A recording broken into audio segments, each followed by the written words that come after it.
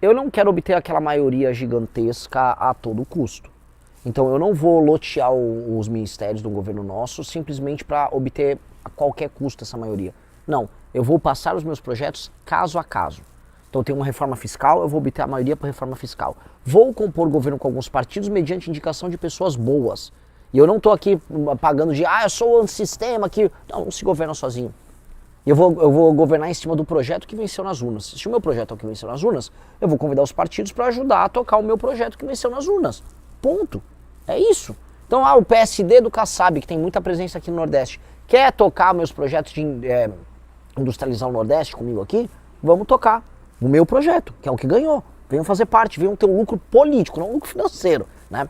E passar os projetos caso a caso. Você falou, por exemplo, da bancada do agro. A bancada do agro interessa a eles a minha parte de investimento em infraestrutura? Muito, porque eles precisam escoar a produção da agricultura. Vou convencer eles a votar comigo nessa agenda.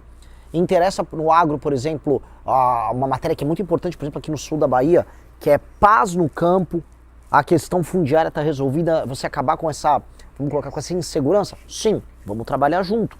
Olha, certas bancadas de centro, vamos colocar aí, interessam eles a lei de responsabilidade gerencial que nós temos? Sim, vamos conversar com eles, vamos caso a caso, vamos fazer as maiorias. E do ponto de vista, vamos dizer, do combate ao crime organizado, que acho que é uma pauta nacional, eu espero não encontrar oposição nem à esquerda. Até porque o governo Lula, sejamos honestos, o Kim Kataguiri, que é nosso deputado federal, ele colocou para pautar um projeto de aumento de penas para roubo, furto e receptação. Até o PT votou a favor. E o PT sempre votou contra a matéria de aumento de pena. O PT falou, não, vamos votar a favor aí, não vamos arrumar confusão. O brasileiro está tão cansado do crime organizado que, em matéria de segurança, tirando o PSOL, eu acho que eu não vou encontrar grandes problemas.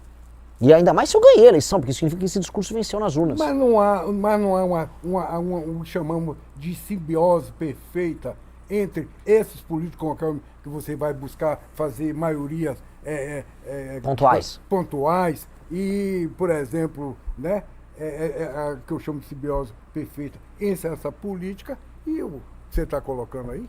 E o crime, você diz? Sim. Alguns casos sim, outros não. A gente está vendo o Rio de Janeiro. Mas vou dar um exemplo. O Rio de Janeiro, eu vou ter que meter uma intervenção federal lá. Porque o Rio de Janeiro não é só, vamos dizer, o Comando Vermelho, que faz uma ocupação territorial. O Rio de Janeiro, você está falando de envolvimento da alta política, envolvendo a Alerj, o governo, parte do judiciário, com facções criminosas e grandes escândalos como o do Banco Master. Aí eu não preciso nem do Congresso, eu preciso da Polícia Federal, eu preciso da ABIN, eu preciso do COAF, eu preciso de um Ministério da Justiça muito atuante, pegando eles. E se o governador mexer uma vírgula, intervenção federal no Rio de Janeiro. O Rio de Janeiro está em estado de intervenção federal. A política toda está corrompida. A política do Rio de Janeiro tem uma mistura de miliciano, de tráfico de drogas, escândalo de INSS, escândalo de Banco Master, fora os escândalos próprios acontecendo tudo ao mesmo tempo. Pegaram ontem, houve uma operação na casa do ex-governador Cláudio Castro. Vocês viram o apartamento dele em Ipanema? Apartamento que na prática é avaliado por mais de 40 milhões de reais. Onde ele arrumou esse dinheiro? É óbvio que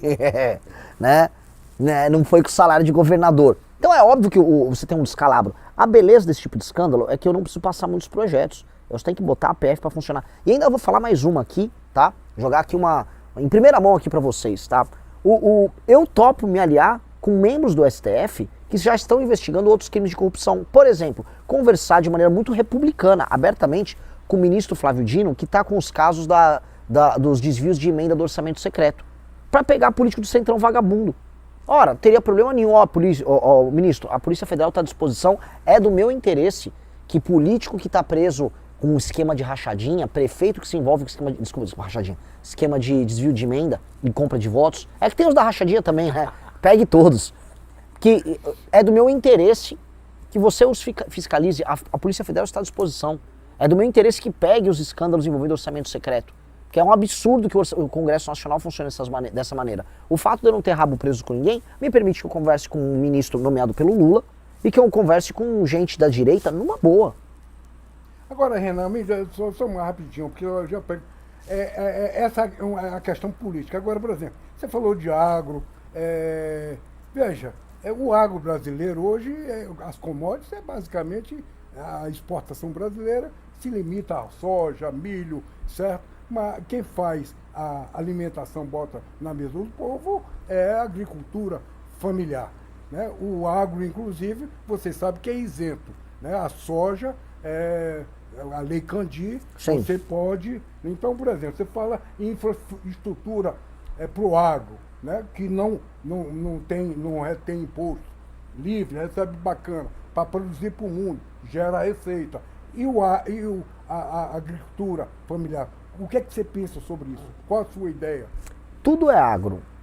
Tudo é agro. A agricultura familiar, ela se dá em muitas maneiras. Por exemplo, em Santa Catarina, um conjunto de agricultores familiares formam uma cooperativa. E eles também exportam. Você tem muito agricultor familiar com propriedade média e pequena que se junta nas cooperativas e exporta. E eu acho mais, eu até gravei sobre isso, acho que o Nordeste padece da cultura de cooperativismo que tem no Sul. A gente tem que trazer essa cultura de cooperativismo para cá.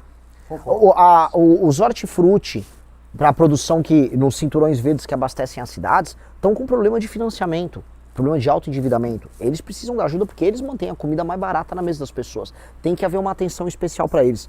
Mas, veja, o grande agro, o agroexportador, por mais que não haja, vamos dizer, a captação dos impostos referentes à produção deles, dado que é uma política que o mundo todo faz, todo mundo que é agroexportador, você não cobra o valor do imposto referente à exportação. E a agricultura no mundo tem subsídio. Hein? Sim, e a do Brasil é pequena quando comparada com os dos concorrentes, tá? O subsídio que a gente tem para o agricultor de exportação brasileira é pequeno perto dos demais.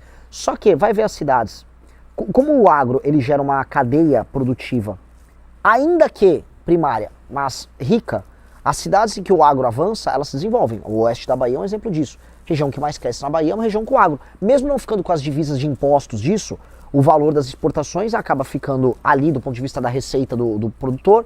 Isso distribui para uma cadeia que envolve serviços, envolve pessoas contratadas. Tecnologia, e essas cidades se desenvolvem.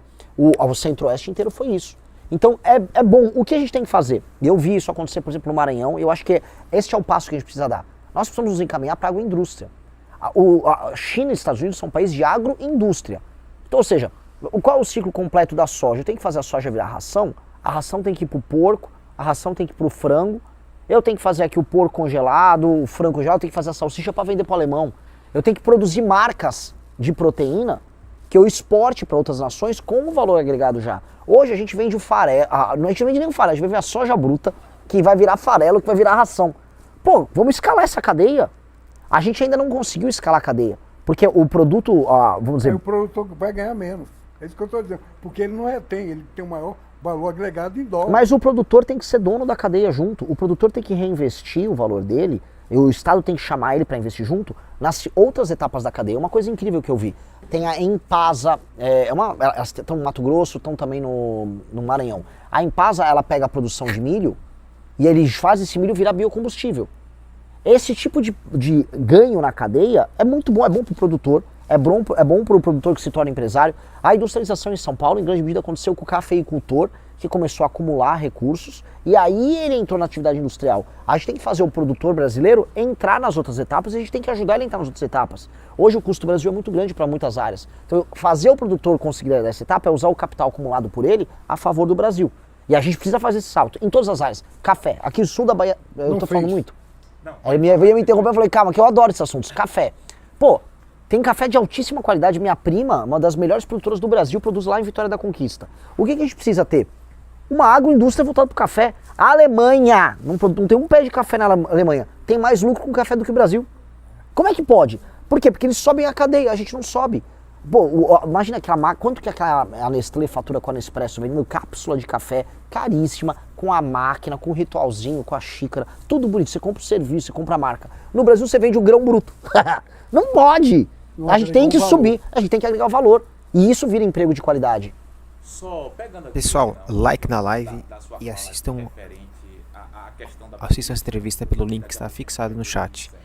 Muito importante dar um prestígio para o pessoal da rádio. Adorei esse homem aqui. Renan, a gente percebe uma pessoa de isso inteligente demais. Renan, agora vamos partir para flui, né? A conversa flui. Bacana demais. Vamos partir para a parte da política.